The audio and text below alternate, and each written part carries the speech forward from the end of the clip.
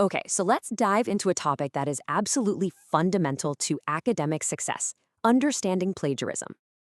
And look, this isn't just about avoiding getting in trouble. This is about becoming a sharp, ethical thinker whose work people can actually trust. So let's just kick things off with a question I get all the time. You find a perfect sentence, you open up a thesaurus, swap out a few words, and you're good, right? Well, that's one of the biggest myths out there, and the answer is a huge no. Over the next few minutes, we're going to break down exactly why. So, what are we really talking about here? Well, the official definition is presenting someone else's work as your own. But I want you to focus on that last part: intellectual theft.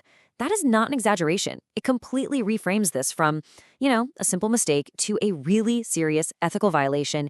It's like taking property that just isn't yours. And here's the part that catches so many people off guard. It doesn't matter if you meant to do it or not. That classic excuse, oh, but I didn't mean to. It just doesn't work here. Whether you did it on purpose or it was just the result of some sloppy note-taking, accidental plagiarism is still plagiarism. The only real defense is to be diligent. But, this whole thing goes way deeper than just a simple copy and paste. To really get it, we have to look at the core issue. What is the fundamental principle that plagiarism really violates?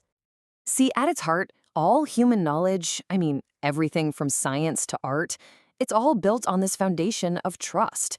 We have to be able to trust that researchers are presenting their own findings and that students are turning in their own work. Plagiarism just shatters that trust. It literally breaks the chain of knowledge. So, now that we kind of get the core problem, let's look at how it actually shows up, because it is not always obvious. Plagiarism has a lot of different faces, and you need to be able to spot them. Of course, you've got the most obvious one: direct plagiarism, just copying word for word. But then there are these sneaky forms, like mosaic plagiarism, or what we call patch writing, really bad paraphrasing, and even self-plagiarism. Yeah, that's a thing. Reusing your own old work without permission. It's an issue, because you're basically getting credit twice for the same work. Let's dig into a couple of the most common traps. First up, mosaic plagiarism, or patch writing. I want you to imagine you're making a quilt, but instead of using pieces of fabric, you're stitching together phrases and sentences from a bunch of different articles you found online. You might change a word here or there to make it flow, but the core structure, the key language, none of it is yours. This is a huge red flag, and honestly, one of the most common ways people get into trouble. And that leads right into the massive difference between paraphrasing badly and paraphrasing well. So think of it like this. On the left, inadequate paraphrasing is just rearranging the furniture in a room. Sure, the couch is in a new spot, but it's still the exact same room. On the right, true paraphrasing is understanding the idea of the room and then building a totally new one from scratch, in your own style, while still giving a hat tip to the original architect. Okay, so we know what it is, we know all its different forms, but why is it such a big deal? Why is it taken so seriously? Let's get into why plagiarism is just so incredibly damaging, both for the academic community and for you personally. First and foremost, when you plagiarize, you're robbing the original creator of their credit. Simple as that. You're taking the recognition for all the hard work, the late nights, the research, the insight that they poured into creating that idea. And that's just fundamentally unfair. Then, on a bigger scale, it corrupts the whole system.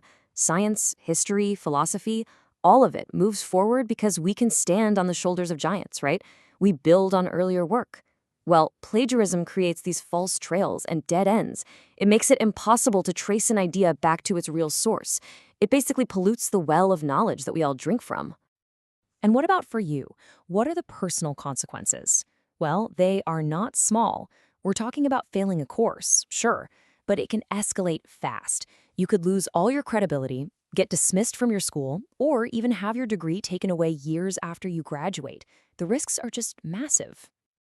Okay, I know that was all pretty heavy, but here is the good news. This is all completely, 100% avoidable. The power is totally in your hands.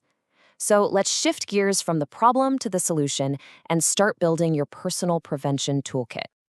It really all just comes down to building good habits. Here's a simple 4-step process you can follow every single time. It's about being super careful with your notes, mastering the core skills, citing as you go, not at the end, and being totally faithful with your quotation marks. Let's break down a couple of these. Seriously, prevention starts the second you start taking notes. This is non-negotiable. From the get-go, have a clear system. Use different colored highlighters, put notes in different columns, whatever works for you. Just make sure you can instantly tell the difference between a direct quote, your own summary, and your own brilliant original ideas. This one habit alone will save you so much grief. And as for mastering paraphrasing, here it is, the gold standard technique. You read the passage you want to use. Then you close the book or click away from the website. Physically put some distance between you and the source. Then try to explain the concept out loud or write it down as if you were explaining it to a friend.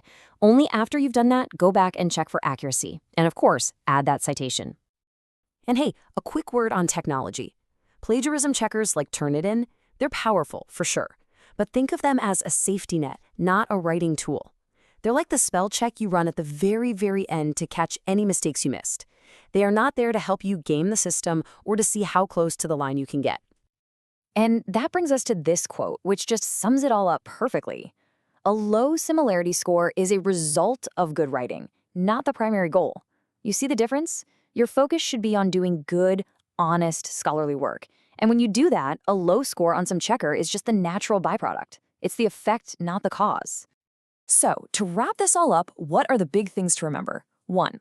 Plagiarism is theft, and saying oops is not an excuse. 2, it's way more than just copy-paste, it's got a lot of sneaky forms. And 3, the absolute best defense is a good offense. Just build those diligent, scholarly habits from the start. So I'm going to leave you with this thought. This isn't just about following a bunch of rules. It's about being an active member of a community that's built on trust. So every single time you sit down to write, you have a choice to make. Are you going to be someone who strengthens that trust or someone who weakens it?